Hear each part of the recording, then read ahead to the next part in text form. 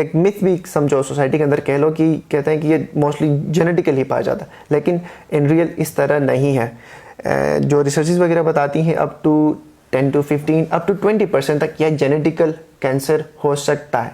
बाकी जो आपकी जो लाइफस्टाइल है, आपकी डाइट हैबिट से, इन्वायरमेंटल रिलेटेड प्रॉब्लम्स की वजह से ही ये कैंसर काज हो। वेलकम बैक टू क्या सीन है। सो व्यूअर्स, गुज़िश्ता कई सालों से हम देख रहे हैं कि गिलगित बल्तिस्तान में जो बीमारियां हैं इनकी तादाद बढ़ती जा रही है। हमारी लाइफस्टाइल चेंज होने के साथ साथ कैंसर जो है इनमें से एक बढ़ती बीमारी है। एक टाइम हुआ करता था कि उस कैंसर बहुत ज़्यादा रेयर हुआ करता था एंड जब किसी को हो तो हम फैसिनेट हुआ करते थे कि यार हाउ अनफॉर्चुनेट इनको कैंसर हुआ है। लेकिन सैडली आज इस दौर में ये बहुत ज़्यादा कॉमन हो गया और बहुत सारे लोग जो हैं हमसे बिछड़ रहे हैं इस बीमारी की वजह से। सो न्यूट्रिशन एंड फूड के एक और सीरीज़ में एक और एपिसोड के साथ मैं आपके सामने आया हूँ और मेरे साथ तौसीफ़ हैं। Tauseef, thank you very much एक बार आने के लिए। सो तौसीफ़, जो कि हमने बात की कैंसर की स्पेसिफिकली कि किस तरह ये बढ़ता जा रहा है गुज़रते वक्त के साथ, तो आप क्या कहेंगे इस बारे में? बिल्कुल आमिर, आपने ये सही पॉइंट पकड़ा हुआ है कि पहले हम लोग यहाँ पे रेयर ही केसेस देखते थे, हमें पता नहीं होता था कि कैंसर से किसी की डेथ हुई हो। तो अब स्पेशली अगर हम गिलगित बल्तिस्तान के कॉन्टेक्स्ट की बात कर लें तो आई थिंक आपके जो गांव वगैरह है वहाँ पे भी आपको एकदम से इस तरह की जो डिजीज डेथ रेट जो भी आपको कैंसर से मिल रहे होंगे। मैं अपने गांव की एग्जांपल लूँ तो मुझे नहीं पता था कि मैंने आज तक नहीं सुना था कि कैंसर से किसी की डेथ हुई हो। अभी मैं देख रहा हूँ कि मोस्ट रिसेंट 2 to 3 years के अंदर 2 से 3 बंदों की डेथ हो रही है कैंसर से। तो ये एक अलार्मिंग सिचुएशन है हमारे लिए भी, हमारे जनरेशन्स के लिए भी और हमारी एडमिनिस्ट्रेशन के लिए भी स्पेशली, और स्पेशली जो हमारा हेल्थ सेक्टर है उनके लिए। एग्जैक्टली। तो ज़रा आप ये भी साइंटिफिक जो इसका पहलू है उसको भी हम थोड़ा सा एक्सप्लोर करने की कोशिश करेंगे। वैसे तो ये बहुत ज़्यादा वास्ट टॉपिक है, इस पे हम एक पॉडकास्ट में बिल्कुल भी इसको कवर नहीं कर सकते, लेकिन जो एसेंशियल चीज़ें हैं और जो बहुत ही बेसिक चीज़ें हैं उसको हम इसमें डिस्कस कर सकते हैं। तो आप ज़रा इसका जो तकनीकी पहलू है वो हमें बताएँ। पहले तो इस कैंसर को कवर अप करना बहुत ही मुश्किल होता है आमिर, बिल्कुल, क्योंकि एक कैंसर नहीं है, कैंसर नाम एक है लेकिन जितने हमारे बॉडी के अंदर ऑर्गन्स हैं उतने ही इसके कैंसर्स हैं। तो सिंपल अगर हम कैंसर होता है क्या है, अगर इसको डिफाइन करने की कोशिश करें तो एबनॉर्मल ग्रोथ ऑफ सेल्स, ठीक है, हमारी बॉडी सेल्स से बनी है, ठीक है, ये फिर उसके बाद टिश्यूज़ हैं, हर टिश्यू के अंदर ये एबनॉर्मल ग्रोथ हो सकता है, तो वहाँ से ये कैंसर क्रिएट हो सकता है। तो मतलब हर चीज़ का कैंसर हो सकता है? बिल्कुल हो सकता है। जितना आपके पास ऑर्गन्स है वहाँ उतने कैंसर क्रिएशन हो सकता है। अच्छा, सो इसमें जो सबसे कॉमन टाइप्स हैं जो देखने को मिलती हैं लोगों को जो होते हैं उनमें कौन कौन से हैं? अभी अगर हम देख लें तो मोस्ट कॉमन देखते हैं तो फीमेल फैक्टर जो है हमारे पास, ब्रेस्ट कैंसर, ठीक है, ये कॉमन है क्योंकि इसको थोड़ा सा निगलेक्ट किया जाता है।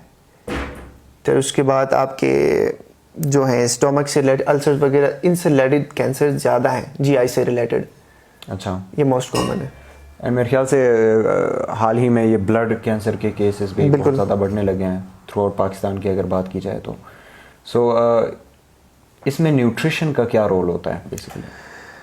आमिर, यहाँ पे इसको थोड़ा सा अगर हम ओवरव्यू का तो वर्ल्ड वाइड ये कैंसर है ना सेकंड नंबर पे, जो कि हमारे जो पीपल हैं वो अराउंड द ग्लोब उनको अफेक्ट कर रहा है, सेकंड नंबर पे जा रहा है।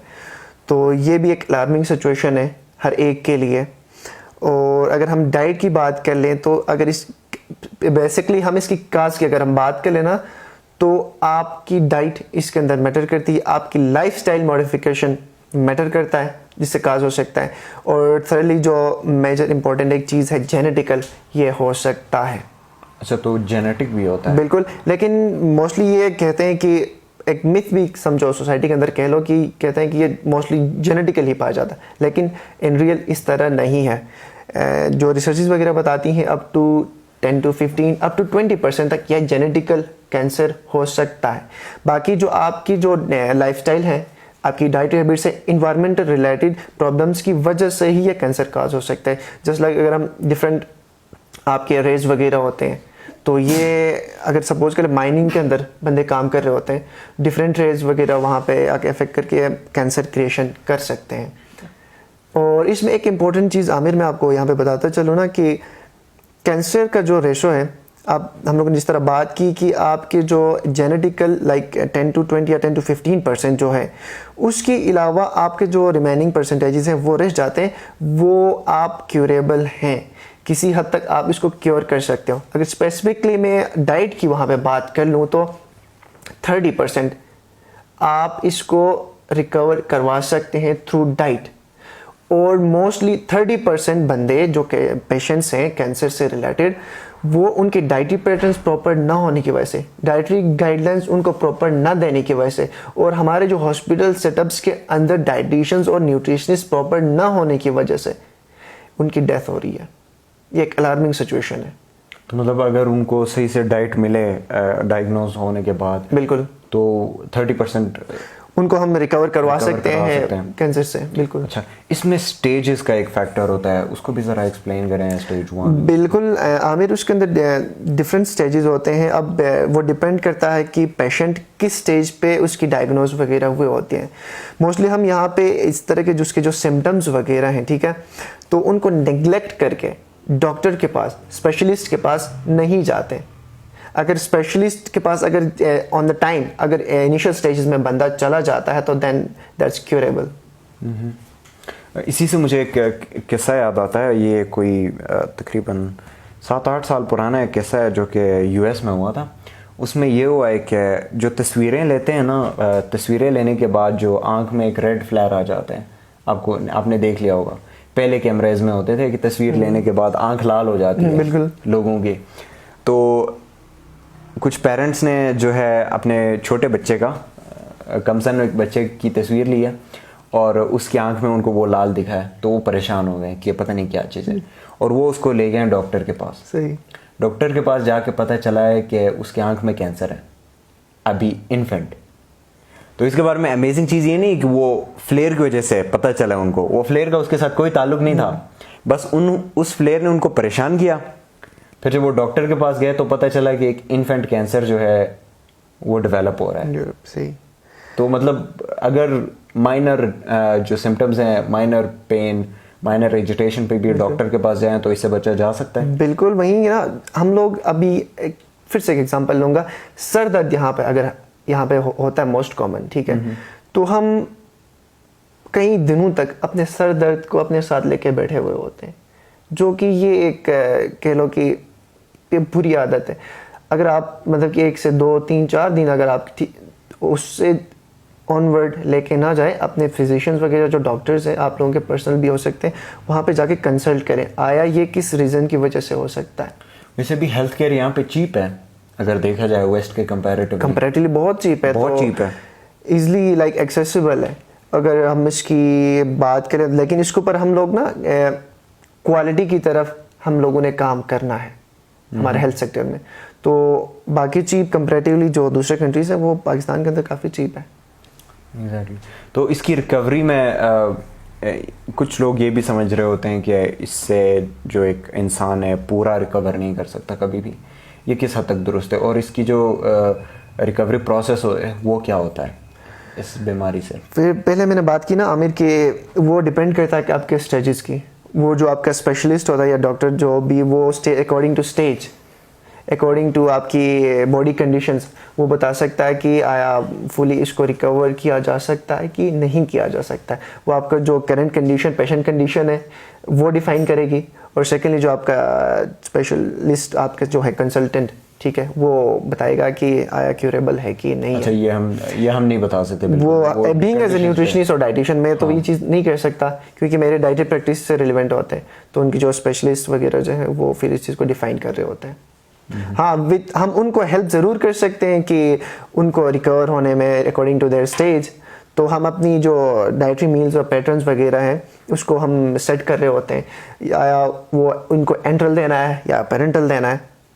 तो डाइट्स की अगर बात करें तो इसमें थोड़ा सा आप कॉम्प्रिहेंसिव डिटेल दे सकते हैं कि क्या ज़्यादा कंज्यूम करना होता है? क्या चीज़? इसके अंदर आमिर स्पेशली जो कैंसर पेशेंट्स होते हैं ना, उनके अंदर एक कंडीशन होती है कि उनकी मसल वेस्टिंग स्टार्ट हो जाती है। वो उनको ज़्यादा से ज़्यादा हम लोगों को कोशिश करनी होती है कि उनके जो एनर्जी रिक्वायरमेंट्स है उनको इंक्रीज़ किया जाए, जो कैलोरी इनटेक करवा रहे हैं उसको थोड़ा सा इंक्रीज़ किया जाए।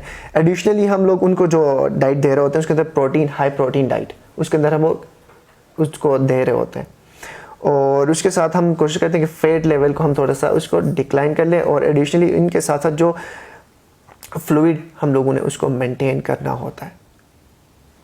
ये एक ओवरऑल अगर हम बात कर लें तो इसको हम लोग लेके चल रहे होते हैं कैंसर पेशेंट्स के लिए। अगर लाइक स्वेयर डिफिशिएंसीज वगैरह हैं तो फिर समटाइम्स सप्लीमेंटेशंस की तरफ भी लेके जाया जा सकता है। स्वेयर मसल वेस्टिंग वगैरह कोई डिफिशिएंसी अगर सामने हमारा आ जाती है तो देन हम सप्लीमेंटेशन की तरफ अगर बॉटम लाइन इसका देखें तो ऑल्दो जेनेटिक्स का इसमें रोल होता है, जेनेटिक्स पे हमारा कंट्रोल नहीं होता, लेकिन उसका इसमें रोल देखा जाए तो काफ़ी कम है। 20% रोल बहुत कम है अगर देखा जाए तो। अगर मेजॉरिटी जो है इफेक्ट न्यूट्रिशन से होता है तो हम बिल्कुल इसको अवॉइड कर सकते हैं। बिल्कुल आमिर, देखो ना हमारे पास रिसोर्सेज भी होंगे, दूसरी चीज़ें ये क्यूरेबल है, और तो हमें इस चीज़ के ऊपर एफर्ट डालना चाहिए कि हमारे पास फूड अवेलेबिलिटी भी होगी तो उसको हम लोग किसी बेहतर अंदाज में उस पेशेंट को लाइक प्रॉपर केयरिंग करें, प्रॉपर कंसल्टेशन करें, तो देन हम उसको जो हमारे चाहने वाले हैं या हम जिसको चाहते हैं, हम अपने से दूर नहीं भेजना चाहते, तो वहाँ पे उसको हम लोग कैंसर के जो अस्पताल हैं स्पेसिफिक वो भी बढ़ा देने चाहिए। बिल्कुल, हमारे गिलगित बल्तिस्तान के अंदर आई थिंक मोस्ट रिसेंट एक की ओपनिंग हो चुकी है, आई थिंक मिनौर में ना, तो वहाँ पे भी हमारे एडमिनिस्ट्रेशन को भी चाहिए कि इस चीज़ के ऊपर भी ज़्यादा फोकस करे। तो मतलब डायग्नोस्टिक्स इंपॉर्टेंट है इस चीज़ में, ऑब्वियसली बहुत डायग्नोस्टिक्स जितना जल्दी आप अगर आपको होना है और वो आप जल्दी डायग्नोज करते हैं तो आपकी हीलिंग के इतने ज़्यादा प्रोबेबिलिटी होती है। अगर आप लेट हो गए तो फिर मसाइल हो सकते हैं। बिल्कुल आमिर, बहुत so thank you very much Tauseef भाई। पहले भी हमने कहा ये बहुत बड़ा टॉपिक है, हमने बहुत सारी ऐसी चीज़ें हैं जो कि मुमकिन है हमने मिस की हो, लेकिन बीइंग डायटिक तौसीफ भाई ने मेडिकल साइड को जितना हो सका अवॉइड किया। He just stick to his profession. So audience, उम्मीद है आपको ये पॉडकास्ट पसंद आया होगा। अपने फीडबैक से हमें कमेंट सेक्शन में ज़रूर आगाह करें। ये वीडियो अगर आपको पसंद आई है तो इसको लाइक करें और शेयर करें। इसी के साथ हमारे चैनल को भी लाइक करना ना भूलें, और यूट्यूब पर हमारा चैनल है उसको सब्सक्राइब करें। मुलाकात होगी अगले किसी पॉडकास्ट में, तब तक के लिए अल्लाह हाफ़िज़।